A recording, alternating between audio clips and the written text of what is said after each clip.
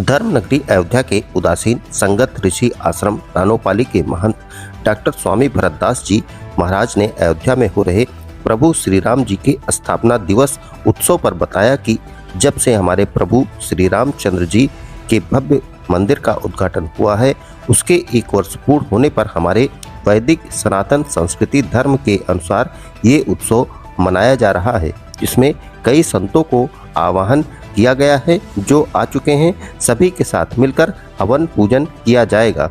महाकुंभ के बारे में बताया कि ये महाकुंभ पूरे 12 वर्ष पूर्ण होने पर ही आता है। इसमें जो भी इंसान श्रद्धा पूर्वक स्नान ध्यान करके पूजन पाठ करता है, उसके बाद हमारे सनातन धर्म और वैदिक परंपरा के अनुसार सारे कष्ट दूर हो जाते हैं।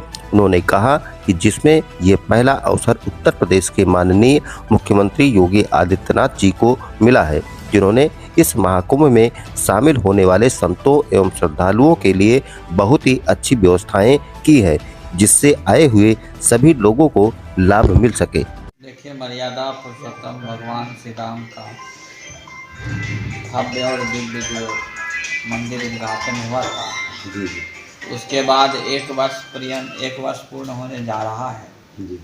उसके उपलक्ष्य में जो हमारे सनातन वैदिक परंपरा में जो नियम है कि जिस दिन हम भगवान की स्थापना करते हैं, उस दिन को हम लोग उत्तम दिन मानते हैं। तो 3 दिवसीय जो होने जा रहा है भव्य दिव्य मंदिर उद्घाटन के बाद, जो उनका पूजन कहा जा सकता है, उसके स्मरण में, और जो हमारे परंपरागत श्रुत है कि जो पिछले बार उद्घाटन में जो संत भक्त जो नहीं आ पाए, तो उन संतों को भी आह्वान किया जाएगा।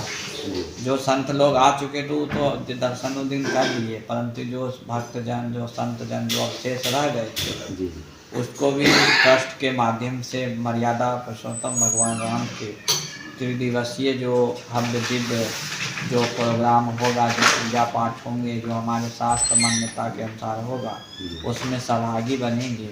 वो भी अपने आप को बहुत बड़े कृतज्ञ होंगे, क्योंकि मर्यादा पुरुषोत्तम भगवान राम के 1 वर्ष पूर्ण होने पर वही उत्सव मनाया जाएगा। तो उस उत्सव में यह मनुष्य शरीर जब सम्मिलित होगा, तो हमारे जन्म जन्मांतर का जब उत्तम पुण्य होता है, तो भगवान के उत्तम कार्यों में हम लोग सम्मिलित होते हैं। महाराज जी, प्रयागराज में इस वक्त महाकुंभ के बहुत अच्छे तरीके से चल रहा है। लोग दर्शनार्थी वहाँ के दर्शन कर रहे हैं, स्नान ध्यान कर रहे हैं। इसके बारे में आप क्या कहना चाहेंगे? देखिए, हमारी वैदिकीय सनातन परंपरा में जो मान्यता रही है जी, क्योंकि देखिए कुंभ जो है अमृत कुंभ है, जिसको हम लोग हमारे यशस्वी मुख्यमंत्री जी ने कल प्रयागराज में गए, जो पूर्व नामों से जो साधु संत भक्तजन स्नान करते थे, तो उसको उन्होंने अमृत कुंभ कहा। अमृतस्य पुत्र, क्योंकि हमारी वेद कहती है कि हम अमृत के पुत्र हैं। तो क्योंकि आप जानते हैं, जब हम शास्त्रों का पर्यालोचन करते हैं, जब समुद्र मंथन हुआ था, उन 14 रत्नों में एक रत्न था अमृत रत्न, जो कि जब अमृत रत्न प्राप्त हुआ और दानवों ने लेकर, जब देव हुए तो दानवों ने लेकर भागा, तो देवता और दानव के बीच में शास्त्रों में ऐसा वर्णन मिलता है कि एक संक्षिप्त युद्ध हुआ था, जिस युद्ध का प्रताप ये है कि हमारे पूरे भारत में 4 दिशाओं में 4 जगह जो है अमृत के बूंद गिरे थे। तो अमृत के बूंद गिरने के बाद हमारे शास्त्रज्ञों ने, आचार्यों ने, गुरुजनों ने, शास्त्र के अध्ययन करने वालों ने, परंपराओं को ज्ञान करने वालों लोग कुंभ मेला का आयोजन किए। कुंभ माने होता है पृथ्वी। इस पृथ्वी पर अमृत रूपी जो अमृत गिरी थी, तो यह आता है कि ज्योतिष शास्त्र के अनुसार उस दिन, जैसे 14 तारीख को मौनी अमावस्या को दिन और बसंत पंचमी के दिन, जो संत लोग भक्तजन गुरुजन या हमारे देवी देवताओं के जो प्रतिमा हैं, उस दिन उनका विधिवत अर्चन वंदन पूजन के बाद स्नान होता है।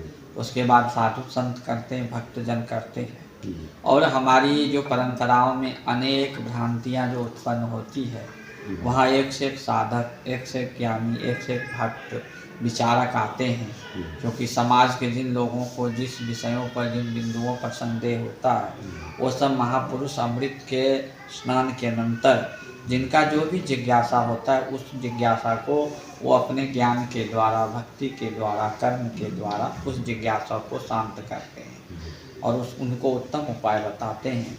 यह साधु संतों, अभी वर्तमान में आप प्रयागराज जाएंगे, जो सरकार की व्यवस्था है, क्योंकि देखिए हम लोग सनातन वैदिक परंपरा को मानने वाले हैं, तो वैदिक परंपरा का एक ऐसा छवि जाए पूरे विश्व लेवल पर, क्योंकि मर्यादा पुरुषोत्तम भगवान राम के उद्घाटन के अनंतर यह ऐसा उत्तम बेला है जो महाकुंभ होने जा रहा है। यहाँ एक से एक संत आएंगे, भक्तजन आएंगे, शोधार्थी आएंगे, तो विश्व का दृष्टि है कि भारत इतने बड़े मेला को व्यापक क्षेत्रों में, जिनके आप जाएंगे प्रयागराज लगभग 20 किलोमीटर तक मेला लग रहा है, ये क्यों मनाया जाता है? एक जिज्ञासा के प्रपक्ष से एक जिज्ञासु लोग आएंगे, ये विश्व लेवल का दृष्टि है कि ये भारतीय जो परंपरा है, जो सनातन वैदिक परंपरा है, वो कैसे मनाएंगे। उसमें हमारे यशस्वी प्रधानमंत्री, यशस्वी मुख्यमंत्री जी का यह निगाह है कि भारत का विश्व लेवल पर ऐसा एक छवि जाए जो कि विश्व जाने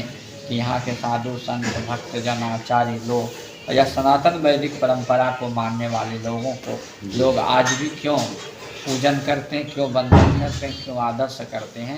ये अमृत तत्व को प्राप्त करने के बाद उनका स्वरूप क्या होता है, उन स्वरूपों को विश्व जाने, इसीलिए कुंभ मेला का आयोजन किया जाता है। देखिए कुंभ शब्द का अब अनेक व्याख्याएं हैं, अगर आप देखेंगे मेला का मतलब मिलना, मेला में जहाँ मिलन हो, मिलन अनेक प्रकार से होते हैं। हमारे जीवन में जो भी संशय हैं या कष्ट हैं, उन सभी को निवृत्त कौन कर सकता है? ईश्वर कर सकता है, परमात्मा कर सकता है, या परिपूर्ण महापुरुष का दर्शन करने से भी मेरा पाप क्षय होता है। और कहा जाए कि गंगा तब दर्शनात् मुक्ति, गंगा के दर्शन से भी मुक्ति है, गंगा के स्नान से भी मुक्ति है। तो हम लोग 1 मास पर्यंत हम अपने सनातन वैदिक परंपरा को मानते हुए कल्पवास करेंगे और कृताकृत जो भी पाप है ईश्वर के चरणों में समर्पित करते हुए वहाँ कल्पवास करते हुए गंगा का स्नान करेंगे।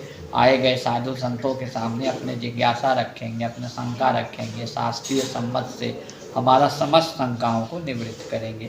स्वस्थ रहने के लिए इस्तेमाल करें अयोध्या धाम का श्री राम नाम स्पेशल निरोगी चूर्ण और बुकनों।